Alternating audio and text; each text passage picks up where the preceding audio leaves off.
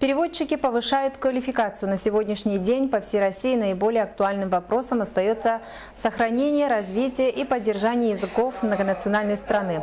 Курсы проводятся с целью развития профессиональных компетенций переводчиков художественной литературы, а также для работников системного образования.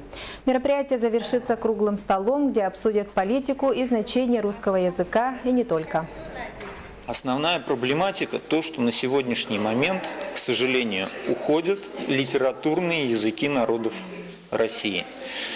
Если в советские времена существовала четкая система в работе Союза писателей и Союза переводчиков России по переводу, на сегодняшний момент, к сожалению, данная система нарушена. И нашим преподавателям, к сожалению, не хватает катастрофически материала, с которым работать для, в первую очередь, поддержания и развития языков народов.